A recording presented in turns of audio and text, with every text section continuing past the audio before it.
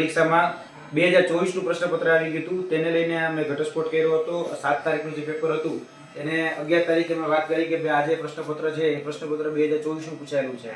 એને લઈને આજે અમે રજૂઆત કરવામાં આવેલા હતા એચએનજીયુ ખાતે. વીસીને મળ્યા છીએ, પોરિયા સાહેબને આખી ઘટનાક્રમ પૂછ્યો છે અને વાત કરી છે કે ભાઈ અત્યારે તમારી પર એક્શન શું લીધા.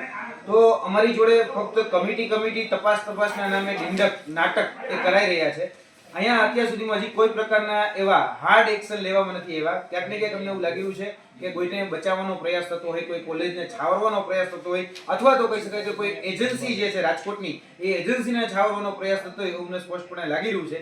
કેમ કે કમિટી રમાઈ રહ્યું છે, તપાસ રમાયું છે અને હજી જે સ્ટ્રોંગ એક્શન કહેવા જોઈએ હજી સુધી કોઈ સ્ટ્રોંગ એક્શન લેવાના નથી. અને આજથી અઠવાડિયા પહેલા અમે પ્રાતિજની જે એક્સપેરિમેન્ટલ કોલેજની અંદર જે પરીક્ષા હતી એમએસસી સેમ 4 ની, એમાં 29, 30, પહેલી બીજી એના વિડિયો રેકોર્ડિંગ કરીને આપ્યા હતા કે કઈ રીતે એ કોલેજની અંદર માસ કોપી થતી હતી. તો એના જે માસ કોપી થતી હતી એના અમે 24 જેટલા વિડિયો એ પુરાવા સહિત આપ્યા હતા.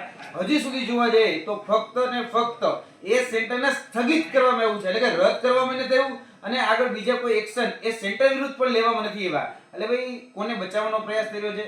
ત્યાં જોવા જઈએ તો એ કોલેજના જે પ્રિન્સિપાલ હતા એ ખુદ ક્લાસરૂમની ઉપર રહી અને ક્યાંક ને ક્યાંક માસ ચીટિંગને પ્રોત્સાહન આપતા હોય અને જે બધા વિદ્યાર્થીઓ પાસે મટીરીયલ પણ હતું, બધા વિદ્યાર્થીઓ પાસે ફોન પણ હતા અને વોટ્સઅપની અંદર પરીક્ષાના સમય પહેલા જ આ પેપર જે છે એ ઓલરેડી વાયરલ કરી દેવામાં આવ્યું હતું. તો હવે શા માટે આટલા બધા સાયન્ટિફિક પ્રૂફ હોવા છતાંય કેમ એક્શન લેવામાં નથી આવતા એ અમને સમજાતું નથી. આજે જ્યારે એનો જવાબ પૂછવામાં આવ્યો તો ત્યારે પણ એવું જ કહેવામાં આવ્યું કે અમે તપાસ કમિટીની રચના કરી છે, અમે આની ઉપર હજી ઓબ્ઝર્વર છે એને મૂક્યા છે અને હજી અમારી જે ટીમ છે એનો જવાબ લઈ રહી છે. એટલે ક્યાં સુધી જવાબ લેવાનો? તમારી પાસે તમામ પ્રકારના ઓથેન્ટિકેટેડ પ્રૂફ છે, સાયન્ટિફિક પ્રૂફ છે, તમારે સીધા એક્શન લેવાના હોય તો એક્શન લઈ નથી રહ્યા અને ક્યાંક ને ક્યાંક કમિટીના નામે ઢીંડક કરવામાં આવે છે, નાટક કરવામાં આવે છે. એટલે આજે પણ એવું જવાબ મળ્યો છે કે ભાઈ અમે 2-4 દિવસની અંદર એક્શન લઈશું અને એ જે સેન્ટર છે એને રદ કરવામાં આવશે. હવે જોઈએ છે કે 2-4 દિવસનું જે આશ્વાસન આપ્યું છે એ ખરેખર એ ઠાલા વચનો નીકળે છે કે ખરેખર એ જે એને કહ્યું છે એ વચનને પાળવામાં આવે છે એ જોવાનું રહ્યું. બાકી આગળના દિવસોમાં જો આની પર એક્શન લેવામાં નહીં આવે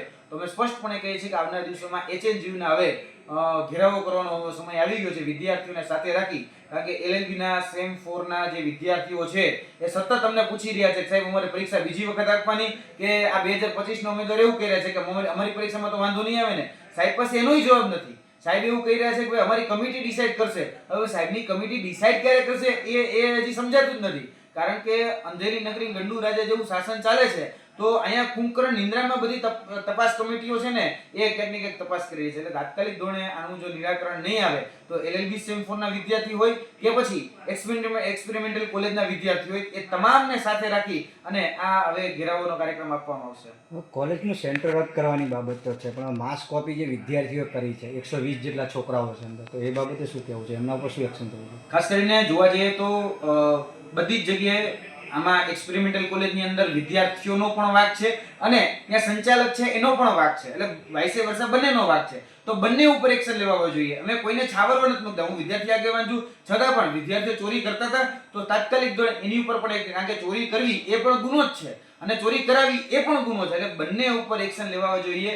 કારણ કે સૌથી મોટો જવાબદાર જો કોઈ હોય તો ત્યાંના સંચાલક છે. કારણ કે એ ચોરી કરાવતા હતા અને જે મટીરીયલ આપવામાં આવતું હતું એ યુનિવર્સિટીના જે મટીરીયલ હોય એચએનજીયુનું જે મટીરીયલ એ આપવામાં આવતું હતું. બીજું કે એની અંદર જે ગ્રુપ હતા એના ગ્રુપ એડમિન ખુદ સંચાલક પોતે હતા અને ખુદ સંચાલક જે છે એ બધા જ પ્રશ્નોના જવાબ કયા પાને કયો પ્રશ્નનો જવાબ આપેલો છે એ પણ એમાં ક્યાંક કહી શકાય કે જે વોટ્સઅપ ગ્રુપ છે એની અંદર એ કહેતા હતા. તો આમાં સૌથી મોટો જવાબદાર જે વ્યક્તિ છે એ સંચાલક છે, એની પર સ્ટ્રોંગ એક્શન લેવા જોઈએ. વિદ્યાર્થીઓનું વર્ષ ન બગડે, વિદ્યાર્થીઓ જે છે એને તાત્કાલિક ધોરણે બીજી વખત પરીક્ષા લેવડાવવી જોઈએ. અને હું એવું માનું છું કે આનું નિરાકરણમાં બંને જ લોકો જવાબદાર છે. બંનેની ઉપર ક્યાંક ને ક્યાંક સજાત્મક અને દંડાત્મક કાર્યવાહી થવી જોઈએ એવું સ્પષ્ટપણે માનવું છે.